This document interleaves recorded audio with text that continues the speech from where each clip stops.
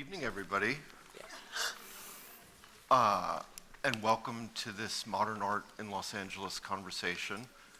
Obviously, tonight's conversation is part of the larger Pacific Standard Time Art in LA 1945 to 1980 project, which is spreading across the region, exhibitions and events over the next 5 months. Tonight we have three native daughters of Southern California who all went on to successful careers in other places, but all made crucial curatorial contributions at a significant moment in Los Angeles' art history. So before I introduce tonight's speakers, I just want to mention two more upcoming events, two more Modern Art in Los Angeles. One's November 2nd, there's going to be an evening with Duane Valentine, and of course there is the Start to Finish show that looks at Duane's work at the Getty Museum and a major piece by Duane's in the Cross Currents exhibition. And on November 16th, there's going to be a Modern Art in Los Angeles on assemblage and politics. Again, lots of assemblage work in the Cross Currents exhibition at the Hammer Show. And you can make reservations for both events on getty.edu. So, to start with our three panelists, Barbara Haskell, in the middle here, grew up in San Diego and studied philosophy and art history at UCLA. She started working at the Pasadena Art Museum in 1969, becoming curator and ultimately acting director. At Pasadena, Barbara curated exhibitions by Klaus Oldenburg, Larry Bell, and John Mason, as well as several group exhibitions on California art, including 15 Los Angeles artists, West Coast art, and Southern California attitudes. Since 1975, Barbara has been a curator at the Whitney Museum of American Art, where she's organized such landmark shows as the American Century, Art and Culture 1900 to 1950, and Blam, the Explosion of Pop, Minimalism, and Performance, 1958 to 1964, and exhibitions on artists as diverse as Charles Demuth, Donald Judd, and Lionel Feininger, which just closed. And of course, there's now a Feininger exhibition on a photography show at the Getty Museum. Jane Livingston, immediately to my left, grew up in Claremont, California, and received a BA in art history from Pomona College and an MFA from Harvard University. In 1967, she became a curator at LACMA, where she organized such major exhibitions as the first retrospective of Bruce Nauman's work, co-curated the massive art and technology exhibition, organized an exhibition on Los 4, which was the first major museum exhibition of Chicano art. She then went on from 1975 to 1989 to be associate director and chief curator at the Corcoran Gallery in Washington, D.C., where she organized over 50 exhibitions, including major photo exhibitions of Sam Wagstaff collection, major show on Hispanic art, really too many to mention here. And since 1989, Jane has been an independent curator and writer and is currently the editor of the Richard Diebenkorn catalog Raisonné. Helene Winer grew up in Westchester, part of LA, and studied art history at USC. She had her first museum job at LACMA before becoming assistant director of the Whitechapel Gallery in London in 1968, and returning to Southern California to become director of the Pomona College Art Gallery and assistant professor of art in 1970. At Pomona, Helene curated exhibitions by artists such as John Baldessari, Joe Good, Jack Goldstein, William Wegman, Alan Ruppersberg, and such important group exhibitions as the Bastian Otter, Yair von Elk, and William Levitt Show, and Los Angeles Painters of the 1920s. In 1975, she became director of Artist Space, turning it into the premier alternative space in New York. And then in 1980, she co-founded the gallery Metro Pictures, showing artists such as Cindy Sherman, Richard Prince, Sherry Levine, Mike Kelly, and Louise Lawler. The next instantiation of exhibitions out at Pomona is actually going to focus on Helene's years, and I encourage everybody to go see it. And then before we start tonight's conversation, please remember to turn off your cell phones and pagers. All right, so all three of you grew up in Southern California. So just beginning, Jane, with you on the left, could you talk a little bit about growing up here and also where you saw art and what art was available to be seen here? Well, growing in Claremont, which was a little college town, there was a funny, slightly self-conscious, more sort of a craftsy thing going on, Scripps College. And I remember even as a kid, sort of ceramics were taught there, and people like Millard Sheets, and the painter Milford Zorns was around there. And actually now Fred Hammersley was around. But, you know, I can't say that it was like growing up in Manhattan. I mean, it was certainly not. And, you know, when I was a kid, I mean, I used to come into, you know, Los Angeles to go to the opera and the ballet and the symphony, the Shrine Auditorium, but never the old LA County Museum. So I became interested in art history really in undergraduate at Pomona. At Pomona, I just sort of happened to have a series of professors who came through rather than sort of full-time distinguished faculty, but it just happened that Nick Sikowski and Bates Lowry and Jim Demetrian all taught me at Pomona. I became very good friends of theirs and went on to graduate school. So I really knew what I wanted to do relatively early, but I can't say that it was like you know, being in the middle of a burgeoning. And I think when I came to the LA County Museum, it was a very interesting place, much more so than it would have been even 5 years before had I been in LA then. Did Barbara and Helene, did you also know from an early age what you wanted to do? And No, it's exactly like Jane. It was, you know, when you go to college and there's a teacher that lights you on fire. And in my case, Kurt von Meyer was an art history professor who taught only contemporary art. And he, along with a music professor, Joe Bird, who'd been part of the Fluxus group in New York. And it you know, I shifted from philosophy to art history because of them. And Helene, how about you? Did you go to the old LA County Museum? I did, but it wasn't there. It was, they showed art in the old, I guess the Science and History Museum. That was where the museum was. Yeah. And I did see, I think the most influential show to me, or impressive, was a Van Gogh show, which was really amazing to me because I'd never seen a full-fledged art exhibition that was, you know, real art. So I may have seen a few others there, but also I did kind of know I was going to do something with art and art history, but because I drew as a child, and I decided that made me, you know, extremely special and separate from everyone, and I kind of hung on to that. And we had neighbors. This is actually my exposure to art history. We had neighbors who were from New York, and they belonged to the Metropolitan Museum of Art membership, I guess, and were sent books every couple of months or every month. And then after they looked at it, it would be, you know, Impressionists or Expressionists or something like that. And I would borrow the book as a young child and put this brown paper wrapper over it. So I'd be, you know, it's very special. And I would borrow their books, and I thought this was the most rarefied, you know, special thing I could do that would make me separate somehow. And so it was just something I gravitated to as and for some reason, crazily, when I was a child, I checked out, in our public library were these books. If they had a red mark on them, they were, you know, had a bad adult content, and you weren't supposed to check it out. So if you were a kid, so I was in junior high school, I remember, and I checked out the autobiography of Alice B. Toklas. And, you know, I barely understood what they were talking about, really. But I just decided I had to be part of this other world. Very sophisticated. Well, I didn't know what I was aiming towards, but it was something special about the whole idea of these enclaves of people who are all sophisticated, and Picasso and Gertrude Stein, and, you know, and I would go do that.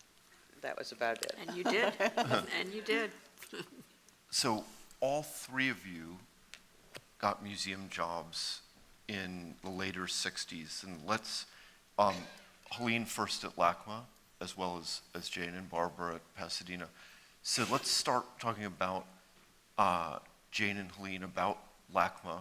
I think you were telling me curatorial aides? Yeah. The LA County Museum, I guess still is, but in the time when we came, I think more aggressively so, it was very much a department of the County of Los Angeles. And Helene and I were just talking earlier about the fact that we had to take sort of civil service test to be hired at the County Museum. And one of the things that I'll never forget is the fact that the guard staff was very closely allied at that point, really, to LAPD. I mean, these were, people would come over to that department right out of the, fire department. And they were, very, very cop-like presences in the museum, and they would have holsters with, visible, and the joke was, if it's a Rembrandt shoot to kill. It's hard to imagine then that there I were armed weapons in the halls Right. of our No. museum. But really, it was an exciting time to be at the County Museum because the Pereira building had only recently been built. And I remember one of the myths and one of the things that was going on as a sort of scandal when I came to the County Museum is that a very beloved guy named Rick Brown, who had been the director of the museum, had for some reason been fired.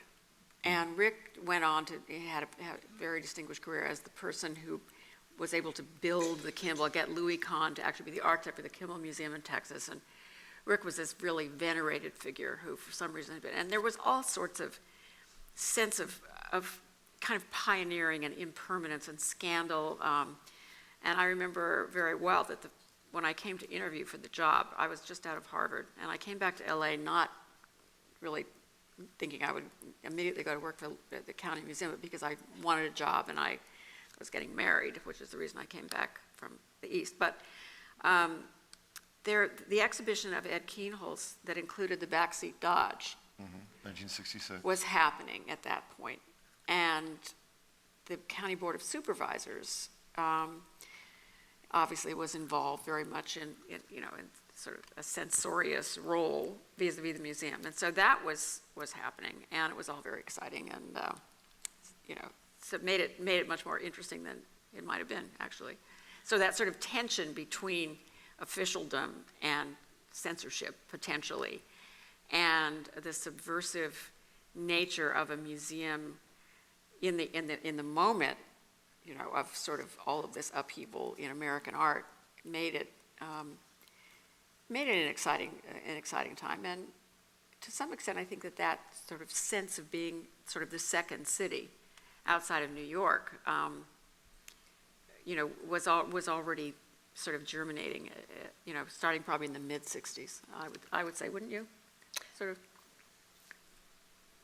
I don't know. I think there was a group of special people there, too, that were pretty sophisticated and very hooked up with the East Coast kind of artists and curators. Art Forum was in California. I think Right. it was when California then sort of saw itself as in the running as part of, Right, as an with Philly. Right. alternative Yeah. to New York. And Ed Ruscha had designed the art forum, and it was somehow a really active, tight community Well, it then. meant that the New York coverage of shows was sort of equally divided between what was happening in New York and what was happening in LA, and that I think gave the artists in the community a sense that something was here that was real Right. and was vital. And in having the magazine that became the standard bearer for contemporary art coming out of LA Right. really made a huge difference. Helene, can you talk a little bit about, I know that you did some interesting things as a curatorial aide, like photographing Picasso prints in people's houses, or Yes, because I was a kind of roving curatorial assistant. I would just pop until I managed to secure a place just with contemporary art. So I was in the American Art Department and costumes and decorative arts and all sorts of things. But I also worked for this woman, Bria Feinblatt, who was the drawings curator, and she was doing the prints and drawings curator. And she was doing a big Picasso print show, and Picasso was still alive. We were hoping he would come. That's how long ago it was. And you know, he was just a boy and he was having a birthday. It was his 85th birthday, I believe. And I was assigned to go find all these prints in private collections. And they gave me a Polaroid camera that I absolutely couldn't use. And it turns out later that I'm kind of ambidextrous, and when I look through a camera, it's always wrong. You know, I don't know if you know that thing about right-eyed and left-eyed. So every picture I took only had, you know, like a fragment of the print, and no matter how I tried to adjust it, I never got it right. So we had identifying all these prints by numbers, and it was actually fun. And I'd never been in those kind of homes, frankly. I remember this woman, who I can't remember her name, answered the door. This is just a silly story that it's not very curatorial. But I went to her door, and she started speaking in French to me. And I said, "Excuse me, you know, I don't speak French." And she said, "Oh my God, I didn't realize I was speaking French, because I have my French teacher here, and I just get so lost in it." And I just thought all of this was hysterical. And one of my other important roles at the museum was to take elderly male dignitaries around and drive them around visiting collectors and collections and things. And that had the same kind of element to it, where I would just be the driver who would sit there and get, you know, all sorts of wonderful caviar and things at these homes. In the Pomona book, you just mentioned it, and something I think is really interesting to think about is that you talked about how the really major modernists were still, the pre-war modernists Right, yes, were still alive, and that was a feature of the 60s. It's astonishing. We were talking about that earlier, that I said I had met Man Ray at the Grinstein's house because he was a house guest. And Stravinsky was here, and Thomas Mann. and they were people, you know. And now it just seems impossible that we and they were alive at the same time. But it was true. And when I was teaching at Pomona, I made a point of talking about the crossover at that time when they were still alive. It just seemed that was all of contemporary modern art history. Half of them were alive. Well, you know, the German element, I mean, the sort of imports from Europe were extremely important. When I saw the show today at LACMA, the design show, you know, you were so reminded so much of the fact that people were coming right out of the Bauhaus, and they were really refugees. They were fleeing, you know, Nazism, and they settled. Many of them settled in Los Angeles. But it was interesting because there were people, you know, I think part of the life of the Los Angeles County Museum of Art, and too, and maybe tiny bit later in Pasadena, but was just people who loved art and who were volunteers, people like Betty Asher and collectors. You know, at that point, you know, collectors tended not to be just nuisances. They were often, you know, positively helpful.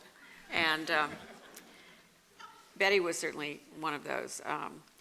But, you know, Betty was a good friend of Teeny Duchamp and knew Marcel Duchamp through it. And so there was that sort of underpinning of people who really came in the 30s and 40s, and not just in the film community, but in the visual arts. And so that really we were just in the very last, the vestiges of that. And then there were, of course, the newer radical forces. And we should mention that Betty Asher, major pop art collector, later became a gallerist, and of course is the mother of Michael Asher. Right. She fixed me up on a blind date with Michael. I hope he's not in the audience. It didn't go so well. So Barbara, let's talk a little bit the contrast between LACMA and Pasadena, which... Well, what was wonderful about Pasadena, because it was a museum devoted essentially exclusively to 20th century art, it had started, as everyone probably knows, in a small but kind of Chinese pavilion on North Robles. But during those years, they had a very storied sort of sequence of exhibitions. Walter Hopps, Jim Demetrian presented exhibitions of Duchamp and brought in, was the sort of center of contemporary life in LA. The LA County was able to do a few major shows, but for the most part, Pasadena picked up the slack. And then in 1969, when the museum moved into its bigger quarters, which is now the Norton Simon Museum, it had a huge amount of space to devote to contemporary art. And it really saw itself as the place that could bring together the best of the contemporary artists from New York with the best of the artists in LA and show them on a similar plane.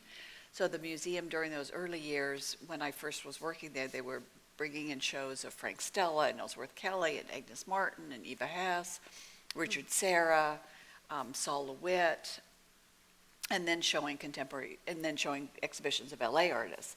And at one point, the museum, having moved into these big quarters and not having quite figured out that they needed 4 times as much money as they'd had in this Chinese pavilion, was running out of money. And so the idea of showing LA art became not only kind of a moral decision, but an economic decision. So we were able to do exhibitions of group shows of LA artists because, of course, the art was there. It was much less expensive. And even doing shows of one-person shows of LA artists like John Mason or Larry Bell, it was much less expensive, so that it had the advantage of showing artists that were sort of leaders of a community. And of course, but also financially possible. museums were much looser. Well, that was the other thing we were talking earlier. There was something very innocent about the community in LA at that point. There was an energy, I mean, there's always been an energy in LA, but there was a sense of a large enough mass of artists that were in the community, and that something was happening. There was an older generation of artists, Robert Irwin, Larry Bell, Billy L. Bangston, but there was a younger generation that was coming into its own.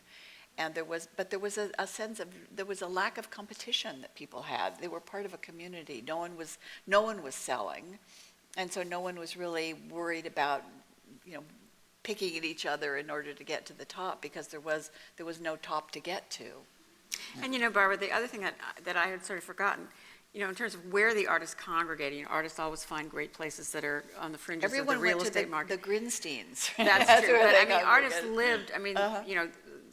Of course, most famously, a group of artists sort of settled in Venice Beach, because that was just where they, the perfect place, and it was the surfer aesthetic kind of crept in through that vein. But about 10 years later, they began to sort of congregate in Pasadena. I mean, Pasadena was a place right, cheap rents, where cheap rents and a lot of great studio coming. space, and that was sort of maybe almost the secondary kind of neighborhood. Right. The other thing that even, there were certainly, Venice Beach was the biggest concentration of artists, but it only took a half an hour to get anywhere in LA in those days. That's so right. You could go from Pasadena. That's as bad as Thomas true. Mann, Right. living in Right. the city. So you could go from Pasadena to LA, down to Venice Beach in a half an hour, so that the openings at the Pasadena Museum became a place where artists would come and artists would meet, and it was it was an artist museum. It was the place of the community. Well, let's talk about, because LA went through a pretty major shift in fact, all 3 of you are very responsible, or at least partly responsible for that shift. But first, maybe let's talk a little bit about the Venice Beach scene, as you mentioned, and work that was more associated with pop, or what at the time was called fetish finish, which now is usually called finish fetish. They've reversed it. We came just probably once that was already identified and had a They were already the stronghold. stars They were in the stars, community. Right. and so they had sort of set the tone for LA-type artists being kind of really attractive and masculine and zany and, But a also little very Hollywood aspect. And it's that to their famous picture, behavior. that Ferris Gallery picture of the guys from Craig Kaufman, and that was in 1964, 65. And we Right, all came in and about that to 68. me was the ultimate LA Right. artist types. And even though at the same time there was, this abstract painters or hard edge painters group like Carl Benjamin and others that were in the area. I never saw their shows even. I think I only saw the Benjamin, Hammersley, they were in Claremont, actually. Both Yeah, of them. Hammersley, Well, the was two wonderful, but I galleries was that were- uninterested in them. Right. And Right. as contemporary art. Well, the two galleries that seem to be the leading ones of showing the artists that were on the cutting edge, and the galleries we probably all went to all the time. One was Irving Blum, the Ferris Gallery, and then Nick Wilder. And Nick was so critically important, and Nick's name doesn't get mentioned as much as it should, but, I mean, Nick would just spend hours with anybody who came in, I mean, educating you. I got an education in Agnes Martin, and, how to look at Agnes Martin from Nick Wilder, I'll never forget. I mean, it was like a whole tutorial that was just extraordinary. But, the other thing that was sort of going on, and it was equally important, and I think it was sort of the meshing of the two, was, coming south from the Bay Area was that sort of beatnik vibe, and Volkus was very important. Yeah. And people, and there was such a coming together of people like George Herms and Wallace Berman and John L. Toon and, Neri, Manuel Neri, and there was a lot of kind of respect among all of them. So that, even the sort of Zen underpinning of, Irwin and, at a time Craig Kaufman, was all very much coming out of sort of the Alan Watts thing and the Suzuki thing that was going on in San Francisco. So in a way, a lot of the energy was sort of filtered sort of south, but then took on much more force in the South than it did in the Bay Area. And then, of course, when Diebenkorn came in, they were friends. Right. The Topanga group, the kind of beatnik Berman, artists, Herm. Right. funky Berman and Herm, and right. did this sort of messy. Well, the art community was so small in ephemera those days. type work, Everybody yeah. was friendly because Right. there wasn't that big and you a talk about mass. that innocence, and I like that word. That friendliness, and there wasn't this absolutely dog-eat-dog, sort of, kill each other Right. kind of competition at all. It was, Doesn't seem and like I it will until- never till a little ever. later. One of the things I'll never forget was the night at Betty Asher's house that John L. Toon died. It was at a party at Betty's, and John was 50, I think, and he died of a heart attack. And it was just this devastating moment. It was so, and every single person who knew John was just completely, and there was such solidarity. It really, that was an incredible moment, and it was such a community, and it was such a sort of a brotherhood. And it sort was of- tiny. It had it was- part yeah. to do with the size of Right, it. It wasn't right. so big that you didn't know everyone. Right. So that even though, there was the Topanga group and the Venice Beach group and the Pasadena group, but everyone all came together. It does seem Everyone- amazing now, this huge art world with really thousands Right. of artists and small centers and groups that don't even know Know each each other. other. Right. And this was a real camaraderie amongst. It was a real community. I think there were the kind of stodgier artists that weren't included in that. Oh, very much Very so. conservative, and they were resentful of these kind of, And newcomers. yes, Yeah. the more theatrical and But, public the ones. other thing that's interesting to me about how small it was, anything that was going on, even within like 100 miles, you sort of knew about, like when Chris Burden was in graduate school at Irvine and doing that piece in the locker piece, we all heard about that. Anything that was really That is interesting, it's sort of the zeitgeist, the sort of energy, people knew about what was going on, and the same thing was true, things going on in San Francisco, we would sort of hear about. Bill Wiley, and Bruce Nauman, even when he was still up at Davis, you kind of got you sort of heard about these things. This would be unheard of now. They're just too large It's just too big, now. yeah. But, yeah, sorry. go ahead. No, but now you're starting to mention some of the names of the sort of new direction that came in the late 60s, early 70s, and some of the artists that the three of you really are identified with from that era, like Nauman, like Burden. So why don't we talk a little bit about that new direction? Maybe Jane, with you, with something like the beginnings of light and space art. we can actually look at some images. Oops. Of course, your images are last. But let's talk a little bit about the art and technology project that you were very much a part of. From what I know, this project started, Maurice Tuckman, who was the modern art curator or chief curator at LACMA, had an idea of pairing artists and corporations to get sort of artists' use of high technology. And with support from the Chandler family, he made a lot of these marriages. Right. Well, that was just the craziest thing. I don't, it was just, the whole thing was completely bizarre. I mean, it was everything from a company in Pasadena that literally made plastic signs. I mean, they did the Colonel Kentucky chicken thing. I mean, they made those signs. And we paired up Oyvind Fahlström from Sweden with them to Garrett Aerospace. And it was just this hair-raising idea that here we were in the middle of a huge industrial complex. And we also were in a position to maybe attract artists to that, and wouldn't it be wonderful if we could make the new world happen? And one of the things that I just want to remind everybody of to sort of set the scene in LA, and one of the things that was so important in terms of getting everybody educated about what was going on in LA was the presence, first of all, of Tamron Lithography Workshop, and then out of that, Gemini. GEL, and Ken Tyler. Yeah. Because the minute Gemini really got going, you had long-term residencies from people like Roy Lichtenstein and Frank Stella and, No, I think Gemini was a very important so factor that was such in merging such the a East and the critical thing. West. And artists coming and really having a great time in LA. The minute we got Andy Warhol interested in actually coming to LA and working with A&T, Art and Technology, everything began a lot of stuff flowed from that.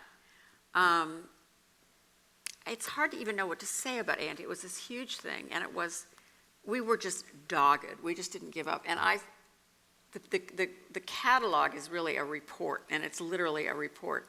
And every single artist in alphabetical order who was ever written a letter to or called on the phone and said yes or no or maybe is documented in that. So if you go through that thing, you realize that the actual the real collaborations were about 1 in 20 of by both the corporations and the artists that we sort of asked to be a part of it. And we're looking at the cover of the catalog with the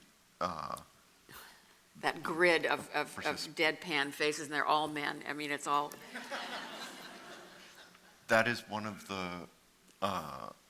There was only, I believe, one woman who took part in that project wasn't realized. Channa Davis, who's better known, I think, today as Channa Horowitz. And it's amazing how it was just so bad. And the three of us have been talking about that issue too, and we look at each other and we honestly say to each other, it just didn't occur to us either that we as women were sort of extraordinary to, be launched on big careers, or, I mean, I think our insensitivity to the thing about including women artists and things was pretty much shared too, and I don't know what that is. It's just I just realized it in doing this Pomona resurrection, and I suddenly looked at the list and I thought, there was not one woman in any of the shows. Now, there were a lot of women in these group shows that I did at Pasadena, but it wasn't that I was conscious of trying to get an equality of gender.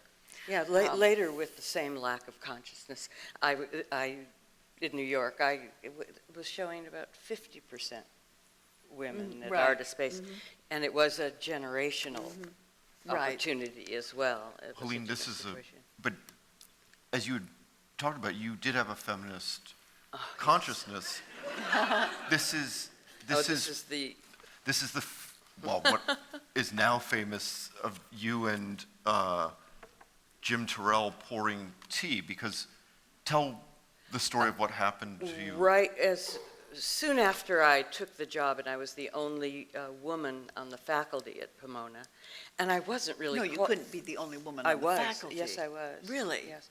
And That's of course, and it was a sort of scandal in a way, because I didn't have academic credentials really, and I was an assistant professor, and the only other women teaching was a kind of dance instructor who was part-time and a French instructor who was part-time, and there were no other women at all. And then when they had the faculty teas right before the faculty meeting, someone had to pour tea, and of course it had to be a woman. So I didn't know this, and I got a call from the president's office asking me if I would pour for the faculty tea, and I had just returned from London, and I had some inkling about feminism, and I wasn't trained in a tea ceremony. So I said, absolutely not, that I wouldn't do that. It was insane, and I got off the phone and told someone else in the art department, and they were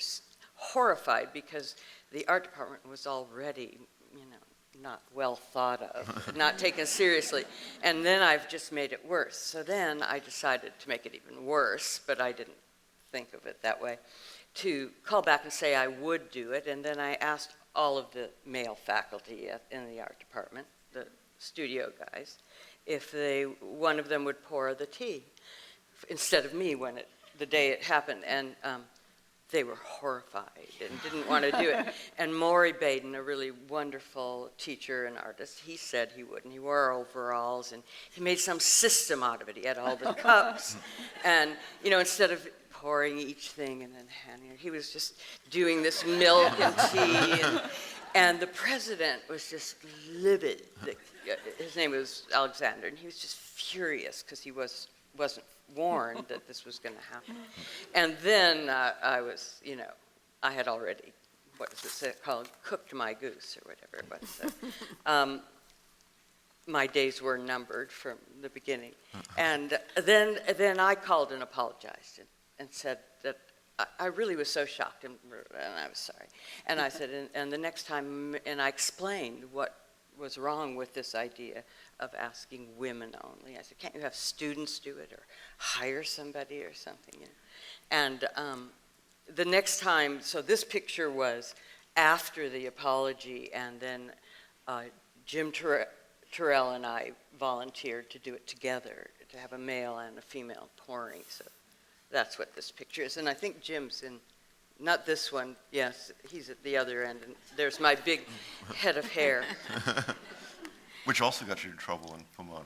Yes, it did. I had problems there. They thought I was going to, in my interview, they asked me if I was an activist and involved in any kind of demonstrations or, no. Andrew, we sort of began by talking about sort of light and space and our A&T. And speaking of Jim Terrell, who actually was in my class at Pomona, and Jim was freshman class president, by the way. Really? In our class at Pomona. And he used to wear ties and suits. Really? Yeah. Well, everyone wore ties and suits. I guess so. I guess so. No, But anyway, not a student. I think that I think something that was amazing to sort of witness was the kind of evolution of Finnish fetish into the phenomenon we call, whatever we call it, light and space, which is now, I gather, beautifully laid out in La Jolla at the San Diego Museum. But what I was going to say is that, before the sort of big environmental use of light and space, just the interest in the idea of materials, and particularly, polymers and plastics, to sort of diffuse and reflect light. You had Craig Kaufman and Doug Wheeler. But then there was this moment when Jim Terrell and Bob Irwin, each in their own ways, they were experimenting with natural light and taking advantage of, what happens just in nature with change of sunlight and the radius of the angle of light. And they were very competitive with each other, actually, for a while. And then what happened with art and technology is that a scientist named Ed Wirtz, who was an aerospace scientist at Garrett, got interested in what they were trying to do by sort of harnessing natural light, and began to want them to experiment in what's called sensory deprivation by going into an anechoic chamber, which is absolutely sound-free, and then Which you're seeing in the photo here. and then the chamber would, rather than just having darkness, would just be an egg-like surface of white, so that your senses would really go into a kind of other altered state, and you could measure that in terms of brainwaves, and you probably all know all about this. But what Terrell and Irwin did with Wirtz is to sort of use this kind of sensory information to expand and extend their work. And then, of course, other artists like Larry Bell went into bigger scale with what he was doing with glass. And that really, but it was that sort of pivotal point that sort of unleashed that aesthetic, which very much then merged into the sort of more overall conceptual idea of what art making Well, it was Let's sort of start- using the idea of minimalism, which was dominant, but using the formal vocabulary of minimalism, but bringing to it a kind of sensuality of surface and an elusive quality about space, a sort of diffuse light, and porous borders of Larry's sculpture and Bob and Jim's pieces. And Barbara, this is a shot from the Larry Bell show that you did at Pasadena, where he's, as you said, moving into these walls away from the Right, and some were boxes. mirrored and some were grayed so that you saw your reflection, you didn't. In some cases, it was very unclear what the structure was, what the configuration was. It was this sort of magical world of illusions that he'd created. and this incredible catalog that this is a actual page from the catalog. And that's one of Larry's photographs. Trying to capture this elusive perceptual experience. I mean, I think what Jane was just, and what both of you were just trying to get at, is trying to find a language to talk about these new directions in sculpture. And, some of the things, Jane, you, I think, became interested in perceptual psychology. Barbara, you wrote about things like the relationship to Zen, and some of the of Eastern thought that was going on at that time. But it wasn't easy to know how to talk about this work. Also, I must say that the artists, Bob Irwin was a little different in that respect, but they didn't theorize a great deal. They didn't talk a great deal about their work, and they were doing really amazing, innovative, and radical things, really, that weren't articulated entirely. So that probably made it a little more difficult for it to be understood or even and received elsewhere Well, it was outside of LA. probably, in the 50s, there was this idea that sort of existentialism was in the air, and the artists didn't necessarily know what it meant, but they had a feeling about what this new philosophy was. And to some extent, I think that happened in LA, that people were aware of these new ideas about psychology, and certainly Zen Buddhism was part of the culture. And it wasn't that anyone had studied it, but there was a sensitivity to it that was very pervasive. The other thing that strikes me is that the dialogue, through Art Forum, which was here, got very verbose and verbal in the 60s because of Donald Judd and Robert Morris and Tony Smith, that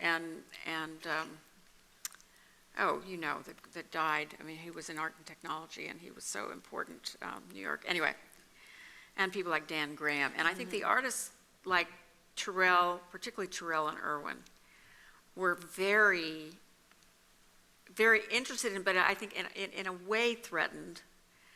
I mean, wanted to be part of the dialogue, but didn't want to be polemicists and didn't want to really open up verbally, even if they could have. I mean, Terrell certainly could have done anything he wanted. He could have written and, and in a way so could Bob Irwin. But I think there began to be an almost fierce sort of protectiveness of the nonverbal force of what they were doing. Right, focusing in on the experiential rather than the intellectual. And I think, and Larry was very much sort of a part of that. So, American sculpture of the 60s, which, it was a big statement, and it ranged from what we used to be called ABC art, and you remember, Judd, and that was the first, and Andre, and this was the first time that any of that very reductive formalism was seen in Southern California.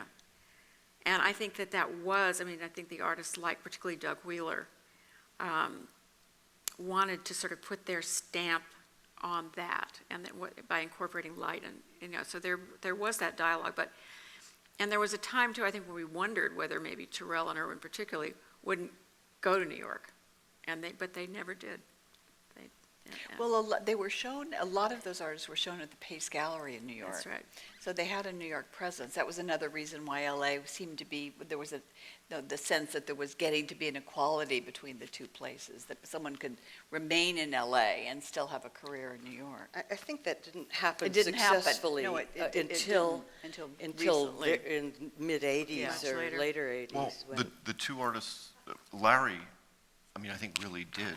I know that his first Pace show sold out before it even opened, and I think maybe Ron Davis was the other, but Well, so did Robert Irwin sell well at Pace.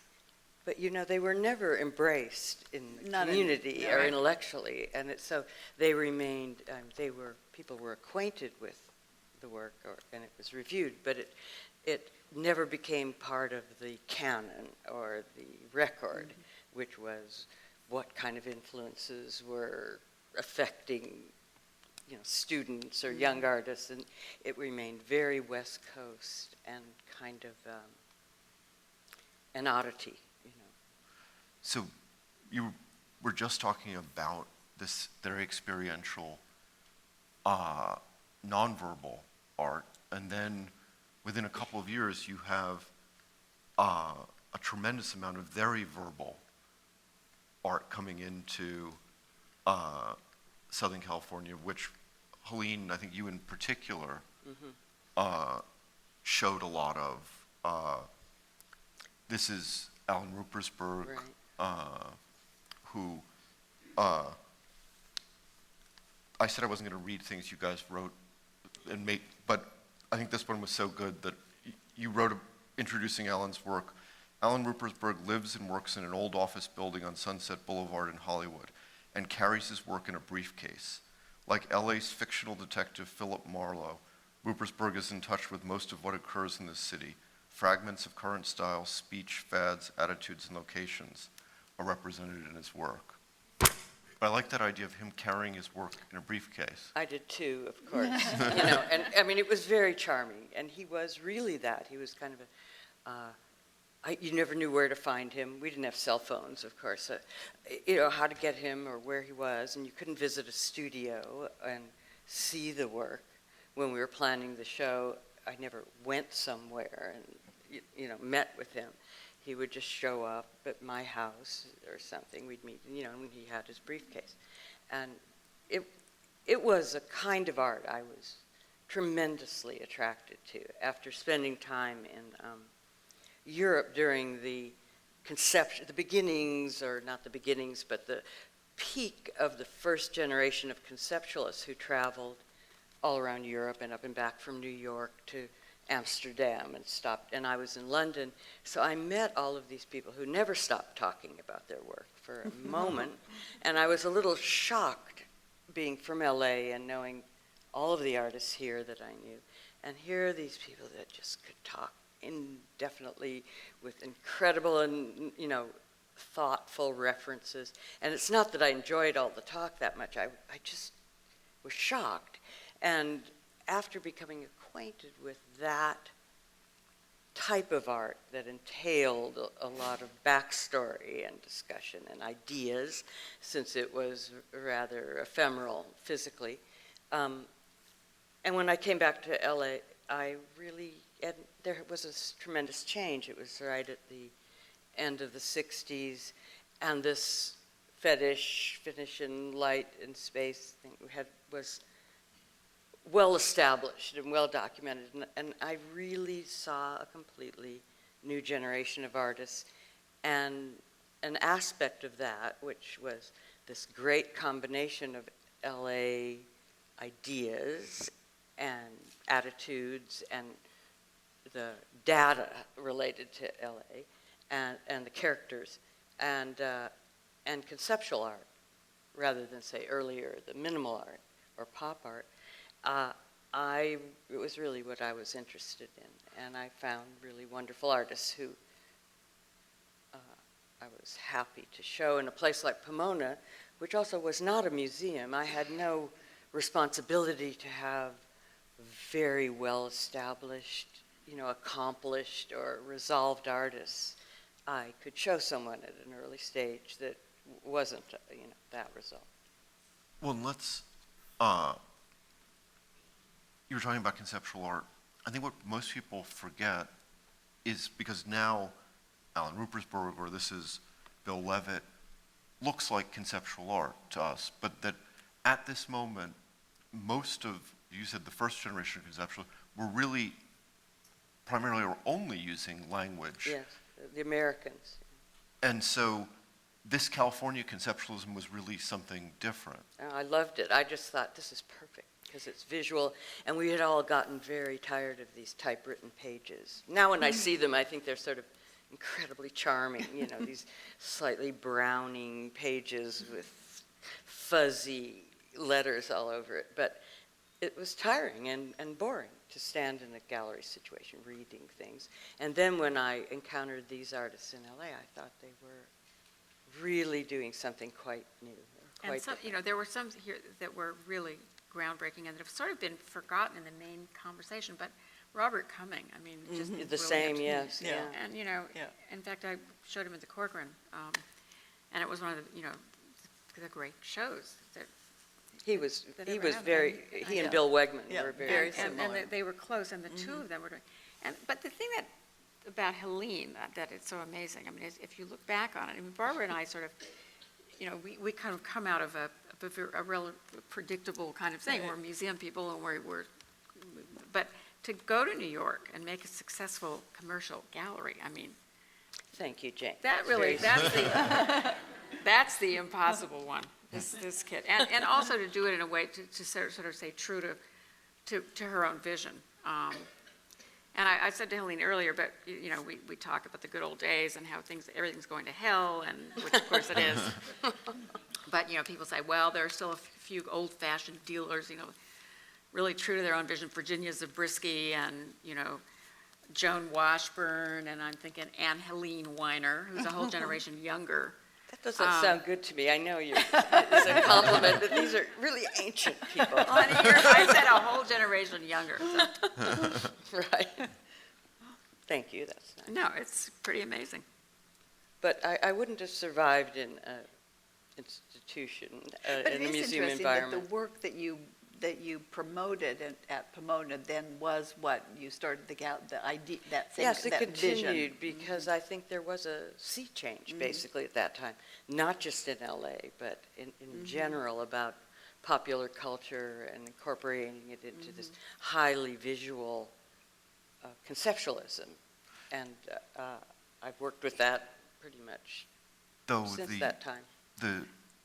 Some people have the idea that, Metro Pictures, of course, became famous for showing what was called the Pictures generation, and that there was the idea I've heard that really you were showing that in Pomona. But if you look at the work, and this is what Jack Goldstein showed, it isn't totally true that that's what, some of the same ideas, some of the ideas about photography and narrative, but it wasn't really. It wasn't identified so much as a kind of attitude that doesn't show in a piece like, I'm looking at a monitor here, so it's that.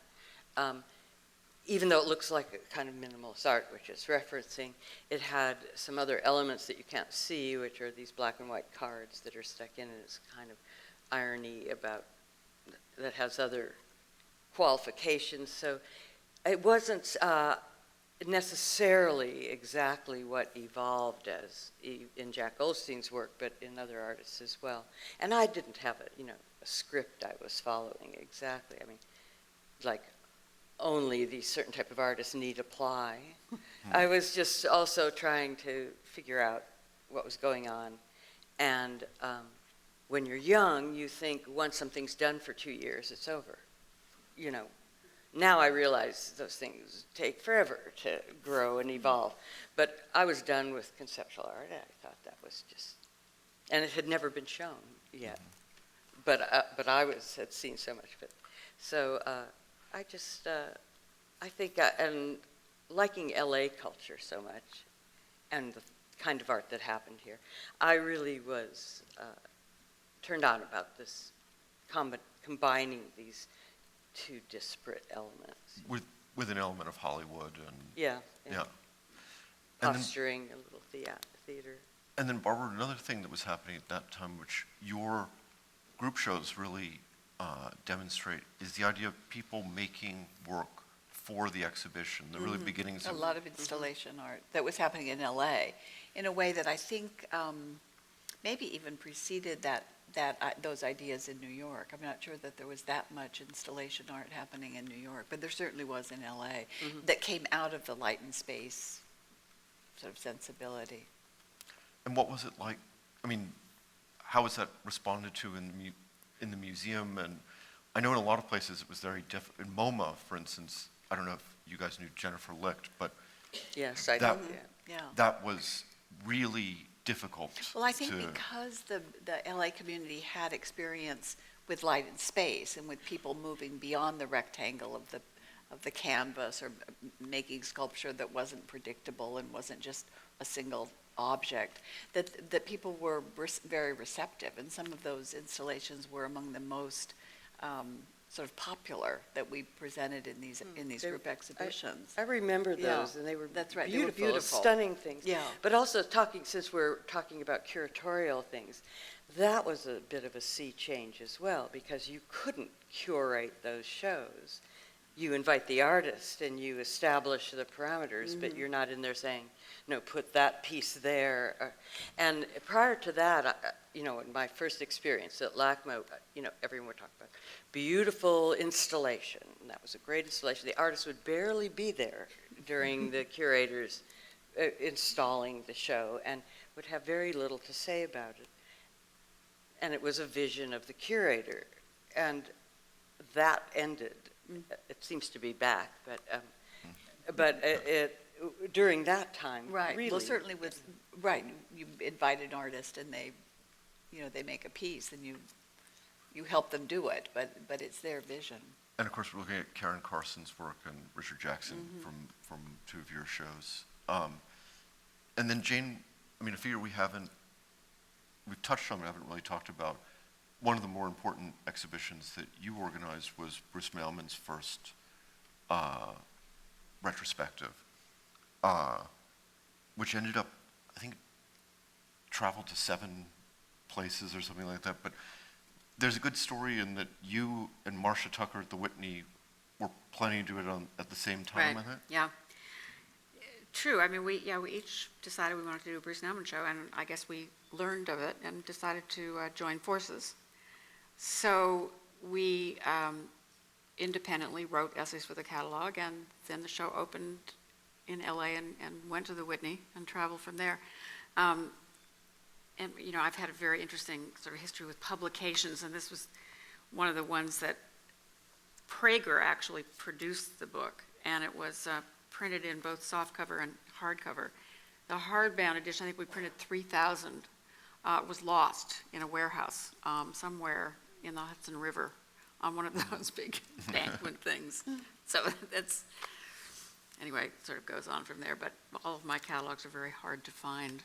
I mean, I was thinking, I heard John Baldessari say recently, I think he was thinking of Bruce Nauman and himself, that he said that he thought it was artists on the West Coast that really took Duchamp seriously, and not the ones on the East Coast. Yes, I think that's true. Yeah, that's there. Well, there was a worship of Duchamp here. There really was. Well, Bill Copley. through Walter Hobbs and through And the, Walter Hobbs. through the Duchamp show And in I was just going to, you know, 63. and somebody who really, who influenced a lot of people in his own quiet little way, including Walter, was Bill Copley. Bill Copley was a wealthy guy, the Copley newspaper chain, which was based in San Diego. And he was an adopted child in that family, and he was just a character. He was completely different from, and became an artist himself. And he had the resources, and he just sort of traveled the world and got fascinated with surrealism. And he was, I'm sure, the one who introduced Man Ray and Duchamp. Well, he opened a gallery, For 1 you know. year. That's Yeah. right, he had a Right. gallery for, yeah. He did. Did he live in Los Angeles? Yeah, In the that 40s, period. yeah. He had a know that. wonderful apartment also in New York, in that artist He had studio many building. wives. That's right. Sequentially Many many wives. wives, mhm. And when one of the last wives he had and divorced, he made a wonderful comment. He said that because he began to sell art, he began to sell his art in order to work out the marital arrangement. And he said that he had supported the artists when they needed it, and they were supporting him now that he needed it. And then the Claire Copley Gallery was a pretty important gallery That's right. here. And Claire has been very, you know, a big part of the art world in her own generation. But yeah, there were just a few little sort of forces like that I think were very important. And of course, Walter. I mean, Walter, in some ways, was it was just Walter's aura more than anything he certainly more than anything he ever wrote, because he really never wrote anything. Right.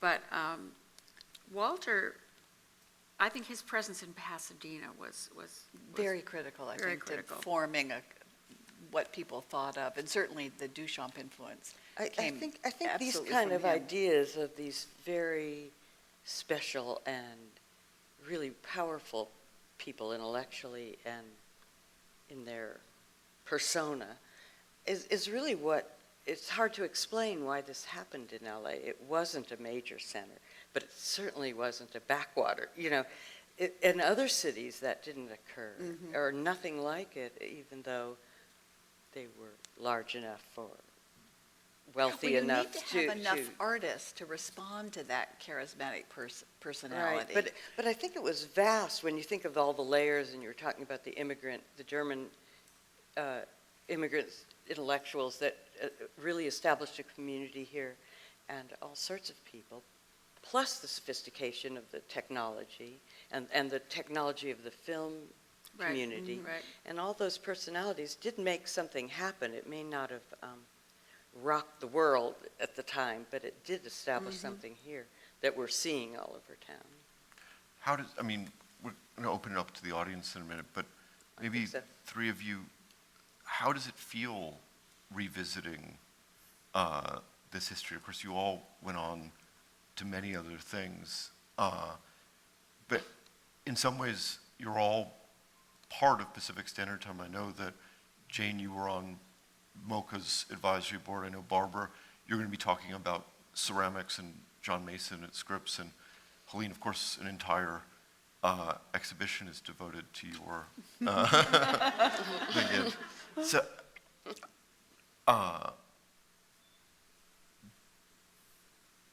first, does it seem very far away, and then does it seem important to be revisiting this history? I think it looks, Yeah. I mean, as strong as it ever did. It looks even stronger, you know, looking back on it. Jane was mentioning the Light and Space show at the La Jolla Museum is just some of the best art that came from that decade. So it's great. It looks even better, I think, now. You know, it is Yeah. terribly long ago, but in fact, because of a kind of continuum that began about that time, it isn't separate from And it things that isn't- followed it. And it isn't dated. It doesn't yeah. look at No, all no. dated. So it's exciting, actually. I was very moved today to see both the OSCO show and the show at the Hammer. And I remember, I think one of the things I'm really so glad that I did, and I revisited was the show of 4 Chicano artists. It was the last thing I did before I left Los Angeles, and then later on I did an exhibition of Hispanic art all over the United States. I mean, everything from Puerto Ricans in New York to Salvadorians in Houston, but very much included artist Gronk was in that show, and Carlos Alvarez, et cetera. And I was also sort of touched in a way by the show at the Hammer because, I was very aware of certain artists like David Hammons and Noah Purifoy and, of course, Charles White, but they were marginalized in terms of the purview that I was a part of, and they were sort of left to their own devices in a way. And the work looks, it's very expressive of their time, and it holds up. It's interesting. Mel Edwards' work looks so strong, and I guess there's a poignancy in a way, seeing some of this, and also I think that the basic energy in the work that we really were immersed in is every bit as strong. I mean, and really as electrifying as it was then. I mean, it holds up. It's wonderful to see that and feel that. Well, I think we'll take some questions if people have them. Just please raise your hand and wait for the mic, because without the microphone, we can't hear you on stage, nor can anyone else in the hall hear you. So they're in the middle. One of the first things you mentioned, Barbara, is about when you worked at LACMA and the Kienholz exhibit, the Dodge. I was a young girl living in Los Angeles at the time, and can you talk about that? Because that is something I think that rocked the art world. The backseat Dodge, the controversy over The that. Dodge. Can I talk about that? Well, Kienholz is Kienholz, and if you see the exhibition now at LACMA, first time that's ever been shown, the 6-car stud, is that? 5-car. 5-car stud. I mean, Ed took on social issues in a very direct way. I don't really know what to say. I mean, backseat Dodge now in any museum in the world would not be controversial and not be shocking. I think my interest in the phenomenon of the way that was censored is to sort of say how recently it is that something like that would have a hard time finding its way into the mainstream. I think I'm certainly somebody who is a huge fan of Kienholz and his work. I would say that he still hasn't been accepted. Barbara, do you agree with this in New York? Yeah. He still isn't Right. really Right. given an A+ in the big, official pantheon. Right. And maybe he may never be, I don't know. Well, I but- think he's in, there are some artists, one difficulty, this is my theory about Kienholz, because there was a big show that traveled that Walter Hopps did that came actually to the Whitney Museum. There's some artists who have a moment and who are so keyed in to a certain moment in time. And then I think Ed's work he once, over the full spectrum of his work, it wasn't as strong as in that opening period of his career. Though it's It began to get more of a caricature of itself, and it lost the kind of bite and the energy, and I think that's why his reputation is not as strong as it should be. Though I think it's amazing when you see 5-car stud, how you see a connection to artists like Paul McCarthy and others that During that moment, he was absolutely fantastic. who has the mic? Is down here in front?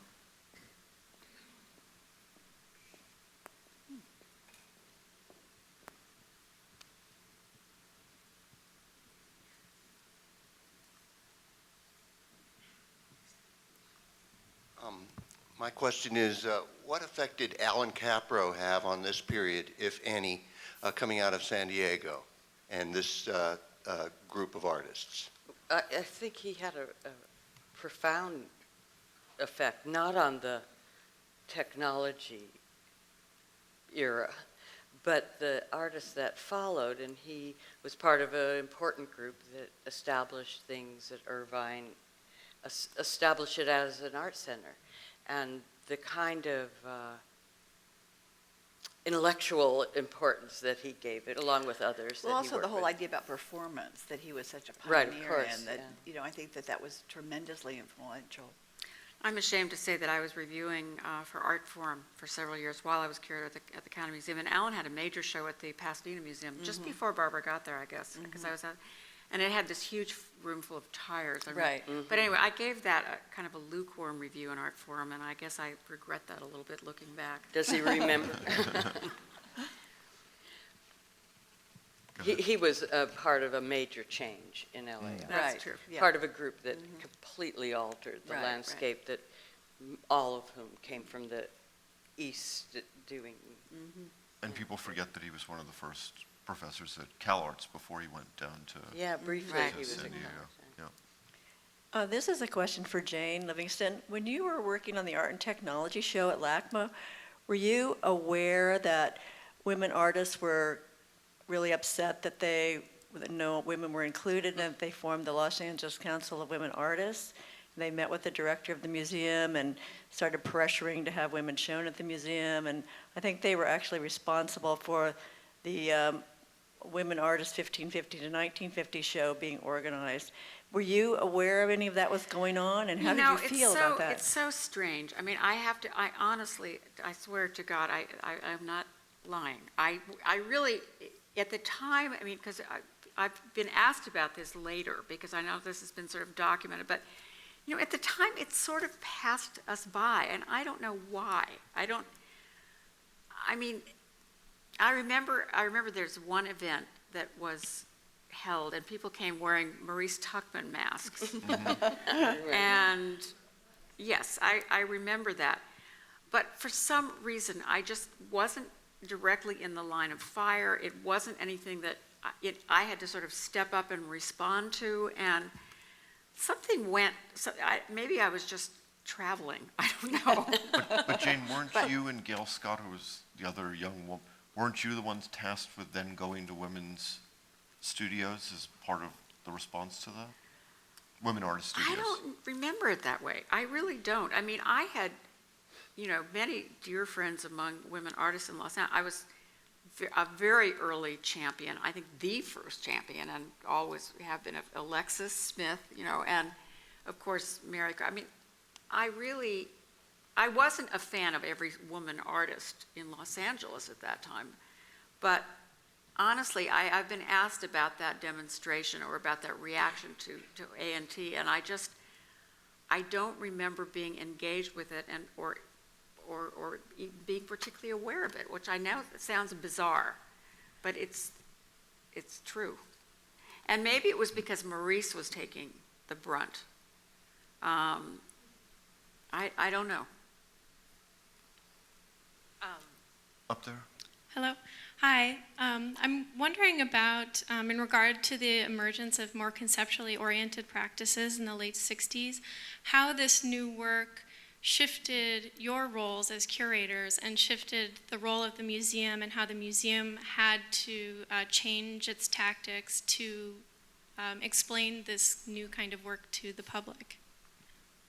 Well, first of all, I don't think museums in general responded in any, it wasn't like a complete changeover in art, although I was going to say earlier that I remember when there was great discussion during minimalism of, well, museums now have to get very big elevators suddenly.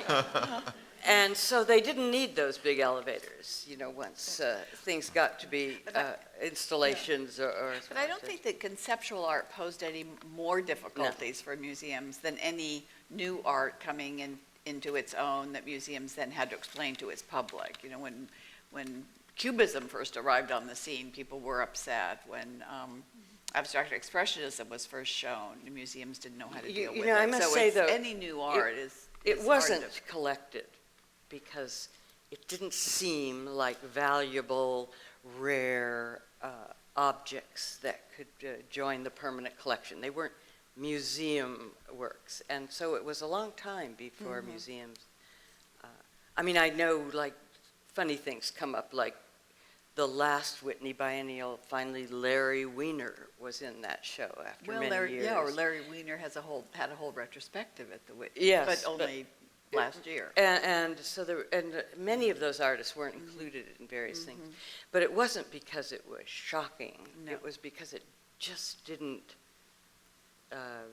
live up to the concept of a museum quality object. And You know, Just being it's ephemeral. funny because when I came to the Corcoran, it was a building which was created in the 19th century with these enormous, beautiful galleries, some of the most beautiful galleries in the world. In fact, Frank Lloyd Wright said it was his favorite museum, and it's a great, great building. And working in those spaces was just so fabulous. And I remember at one point doing a show that I couldn't have done anywhere else, and it was 3 artists, and we did a major catalog, and that is another catalog that sort of disappeared, but it was called Andre Levay Long, and it was Carl Andre, Barry Levay, and Richard Long. And they each had an identical, huge 20-foot ceiling, skylit, natural light at the Corcoran. It was just an incredible show. And, it was something that was really suggested by an old-fashioned building. And these artists really made work for the spaces, and they each came in, and it was just such a great moment. Barry LeVay is an artist in LA who That's we right. haven't talked, who was one of the youngest artists, I think, to ever get a cover of Art Forum. That was my article, and it was on the cover, and it was, Phil Leader said later, he said, well, it wasn't that your article was brilliant, he said it was just that photograph was so, so extraordinary, we had to have it on the cover. I said, thanks, Phil, thanks a lot. Yeah, and that was the moment at Nick Wilder's gallery where I think Irving Blum came in, and he stood there and he said, what do we do now, sweep it up? Hi, I have a question for Helene. This is a little after and half a world away from most of the things we've been talking about tonight, but I wanted to talk about your time at Metro, if I could. And I can't see who's talking. I'm over here left. to your left. To your left. Oh, Hi. really? That was a trick, throwing your voice in. A certain discourse crystallized around the artists who, for better or worse, are now known as the picture generation. And of course, I'm referring to the discourse of the October Journal and all of that, right? And I'm wondering if we could hear some of your critical perspectives from that period on that art in relation to what was being said about it in October, or not, or Well, was I it different? knew, of course, those writers, and they were friends, and the artists and I were all thrilled. They wrote this material and contributed to. I mean, none of these artists could have written anything or said anything of the sort themselves, and it's not so much that the artists felt they were right or perfect, but getting that kind of scrutiny for a young artist by a group of very serious critics in that way was, and the critics got a good bit of that language from the artists themselves, and the ideas. So I'm not critical of it, and I'm sorry only that it couldn't continue in the way it started, because the theoretical concerns of the critics were not the same as the art or aesthetic concerns of the artists, so they just parted ways after really only a few years. How about the political concerns of the artists versus the political concerns of October? Well, I've only realized later that there was this issue, apparently with Douglas Crimp primarily, that he was assuming that all of that art, this pictures type art, was a political statement, and I don't think it was. I mean, it was a social statement in a way, and of course, all art is political to a degree, but they, then the critics, or at least Douglas Crimp apparently, was disappointed that the artists, participated in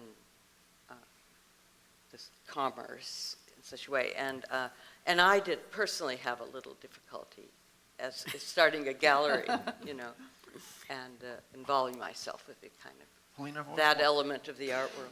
I've always wanted to ask you, famously Douglas curated pictures when you were the director, so the Yes. exhibition pictures at Artist Space when you were the director, and it always seemed to me that he must have learned about the LA artists in that exhibition Oh, of through course, you. yeah. About I mean, he was a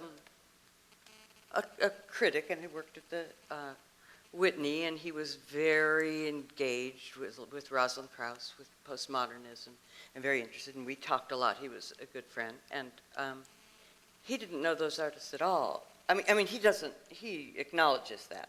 So I always asked my friends to organize shows, because I'm not going to go into what Artist Space was, but I wasn't there to organize all the shows myself, so I asked my friends to do it, and who were art involved and interested in things. And Douglas and we were talking a lot about postmodernism, and I told him what artists to see and talk to, and he organized the show that way. So he wasn't deeply involved with the artists themselves at the time, but he did an amazing job and a service to them, of course.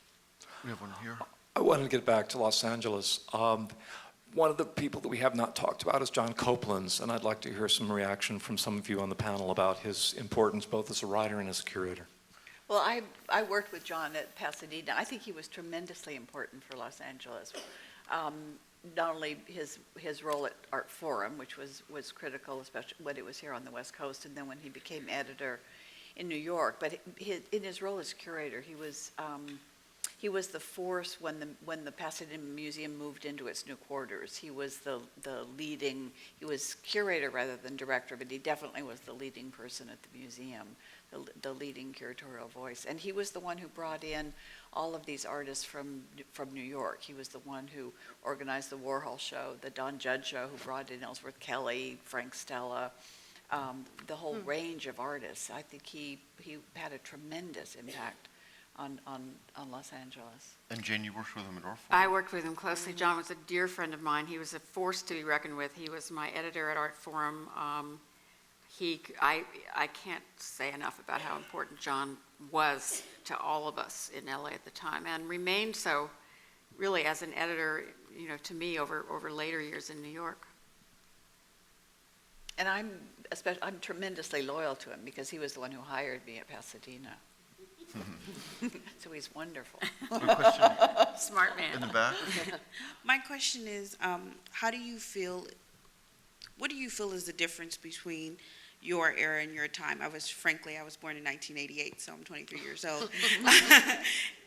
Versus now for women curators. And also you were saying how African Americans were marginalized and how they had to be left to their own devices. And how do you feel that is now? Especially, I look at myself and I don't see many people who look like me in this particular role. Well, it's very easy. I think being a woman now is not a deterrent to go into the museum profession. There are a lot of women directors. There's certainly a tremendous number of women curators. I don't think it's at all a barrier. And I think the whole world has changed in terms of, not that we're in a post-racial world, but there's certainly curators. One of the most dynamic directors in New York is Thelma Goldman, who runs the Studio Museum in Harlem, but is the most, she's one of the most dynamic. Force of nature. She's a force of nature. So I think that there's a much greater sort of mixing of everything right now. I don't think being a woman is a deterrent, and African American artists are being shown everywhere. When I came to Washington, I realized that the Corcoran was set in the middle of a city that's 70% black population. And I just devoted myself to making the Corcoran very responsive to African American art and artists, and it was one of the great educations of my life. I think one of the things that I feel best about having done was opening up the field of self-taught African American art in the United States. I did a show called Black Folk Art in America in 1980 at the Corcoran, which really launched a field which is now thriving without me, and did a number of exhibitions of African American photographers, both 19th and 20th century. It's an area that I feel there's a long way to go. It isn't easy, and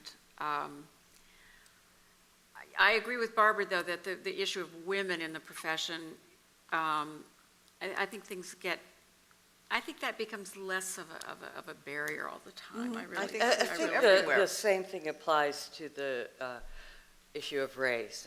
I do too. And it's generational, not just generational in the sense of the attitudes of the, institutions or dealers or curators, but the artists themselves are vastly more comfortable, have, mobility and transactions that have completely changed, where when I was beginning to work, it wasn't that easy to have comfortable interactions Right. all the It's time. better. So It's a things lot better. didn't happen in the natural course of time, but they do now. They do now. And young artists certainly don't have any or feel any barriers socially or personally. So it may still have some nuances where things may not happen exactly the way you would like them, but it's a changed world. No, it's a much different environment. So I think we only have time for one or two more questions. I see there's one up there. Just to address that, you may say it's a changed world, but if you look at the percentage of women that are showing now versus men, I think the numbers still are not up there. And I think if you talk about African American art, and to some of the artists that were presenting at Dig This, I think that you hear more of what you're saying. And I'm wondering if maybe this Pacific Standard Time, other than being set up to kind of promote commerce on the West Coast, one of the things that hit me that you said... I don't know that that's true. Well, okay, whatever. I'm just saying about selling art. You said that there wasn't as competitive environment out here, and I've heard that from some of the artists themselves. I'm wondering, after the celebration of PST, if in fact that will change simply because there were many artists that were left out. And I just wanted to know what you thought about that. I don't think we understand what your question is. We talked about no one was selling on the West Coast. There was less competition among each other. People were living in Venice, they were a community, they were a very tight community, as opposed to the East Coast. So my question is, after focusing on PST for these next 6 months, do you think it will create any sort of tension or point out who exactly was in the presentation and who wasn't? Because there were people that were part of it. We all could, respond to that, but first of all, it was many years ago that we're talking about. Right.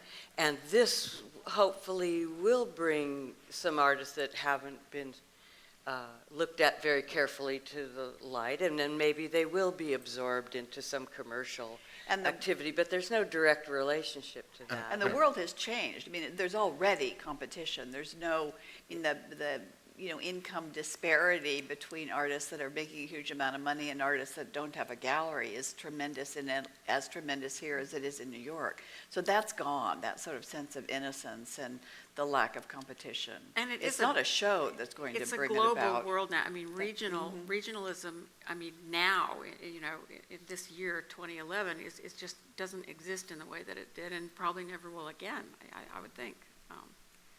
So I don't... Okay, we've got time for one more question. I see a hand over here.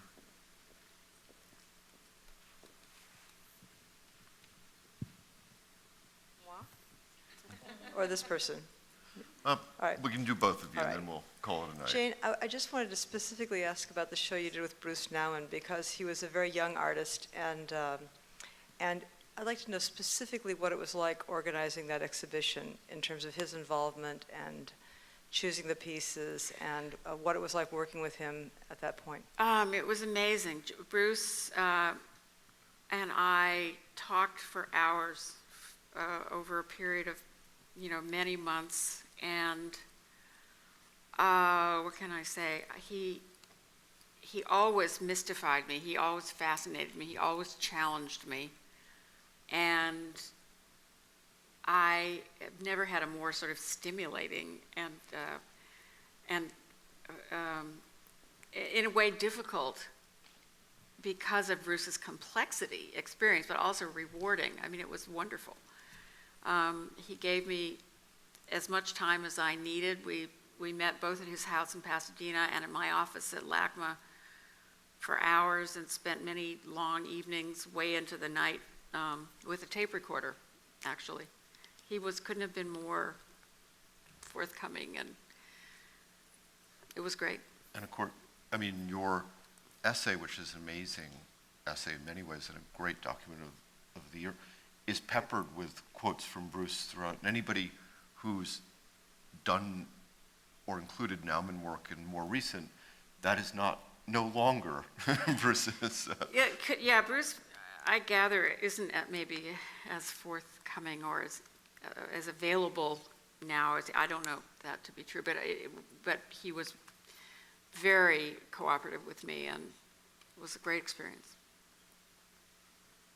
Okay, our last question. Hi. Yes, would you briefly describe what was your biggest challenge as a curator, each one of you, and maybe also what you would contribute your career success to? Brief. Oh, I can't think of anything to say about that. I guess my biggest challenges were I wasn't ever any good at working sort of with any kind of authority figures. I always was a bit rebellious, and I've always thrived most in situations where I was given my head and lots of freedom, and I've managed to wangle myself into institutions and positions where I've had that.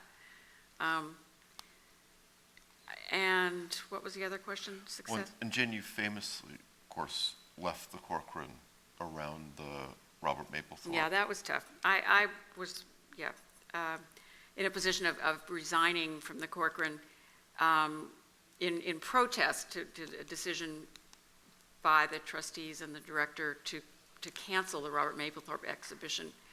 Thank you.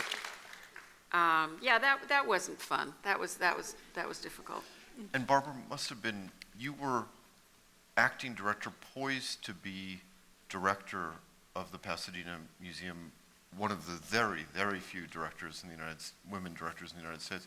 At the moment, the museum was taken over by Norton Simon. That must have been kind of tough. Well, I think the museum from the beginning, one of the struggles that it had was the lack of financial backing, and that it had existed in this much smaller building, and the trustees had been able to pick up the deficit very easily, and then moving into a building that was much larger and much more expensive. So that money was a constant problem.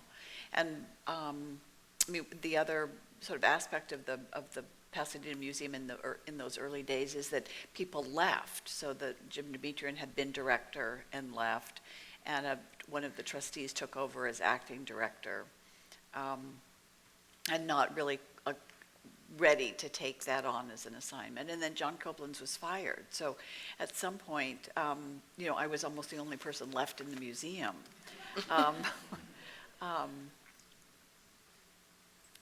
Which made it, that I had no problem with authority figures.